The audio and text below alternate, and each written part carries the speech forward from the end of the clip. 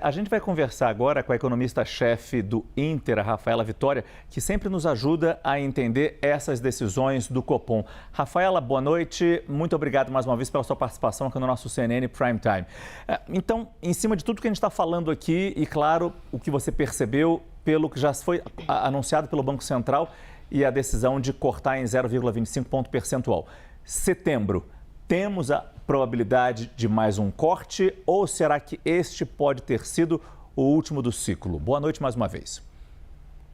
Boa noite, Márcio. Boa noite, Lucinda.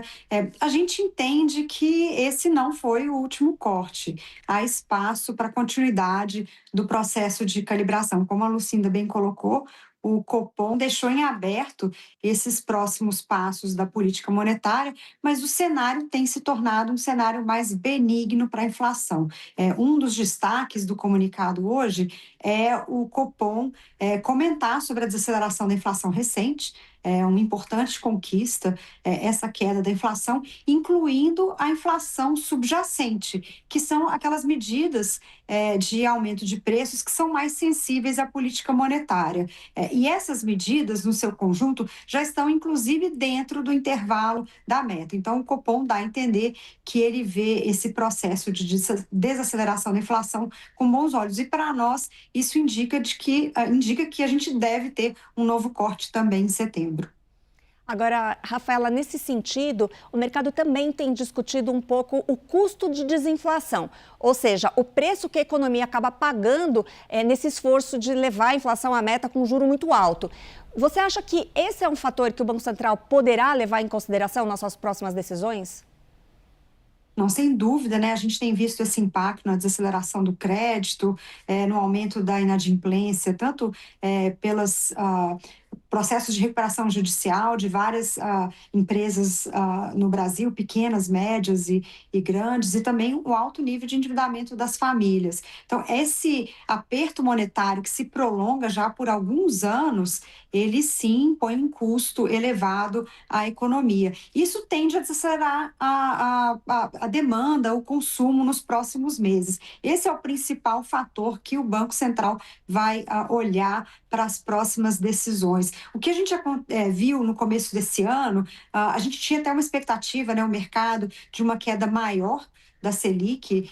Lembra, a gente começou o ano com uma expectativa de Selic a 12, cortes de 50, chegamos até a discutir cortes de 75 ali no primeiro semestre. Mas esses cortes estão vindo bem menores e também estão vindo mais tardiamente, porque a gente teve um estímulo fiscal muito grande. Esse estímulo passando, agora com a eleição, o Copom vai ter dados de demanda mais fraco e aí sim ele pode embasar os próximos cortes. Pois é, só para entender isso então, Rafaela, eu até falei com a Lucinda aqui, num ano que a gente tem guerra e sendo um ano eleitoral, a dificuldade que está sendo, isso a gente vê nas propostas até agora, pelo menos, de todos os candidatos. Ninguém fala em cortar gasto, ninguém fala em responsabilidade fiscal, pelo menos com todas as letras, pelo menos de forma clara.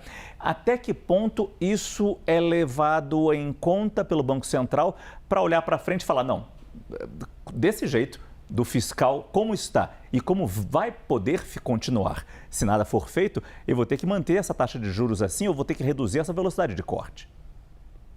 Acho que essa é a postura, né, que o Banco Central acabou adotando desde o começo do ano, quando a gente teve tantas medidas de expansão fiscal, aumento de transferência de renda, subsídios ao crédito. Isso acabou impedindo o Banco Central de fazer cortes mais céleres na taxa de juros. Mas o aperto monetário mais prolongado, ele tem esse custo. Então, a gente começa a ver o limite que os gastos fiscais têm para estimular a demanda, inclusive os subsídios de crédito. Então, a demanda está acelerando mesmo com todo o aumento de gastos de um ano de eleição. E isso que embasa essa expectativa de novos cortes para frente. Mas sim, o risco fiscal continua no radar. O próximo governo vai ter que balancear entre mais gastos e juros mais altos por mais tempo ou fazer um ajuste que permita com que a taxa de juros caia de maneira mais rápida. É sempre assim, né, Lucinda? Rafaela Vitória, pois é, infelizmente. Rafaela Vitória, economista-chefe do Inter, muito obrigado mais uma vez pela sua presença aqui no nosso CNN Prime Time. Boa noite, Rafaela. Obrigada e boa noite a todos.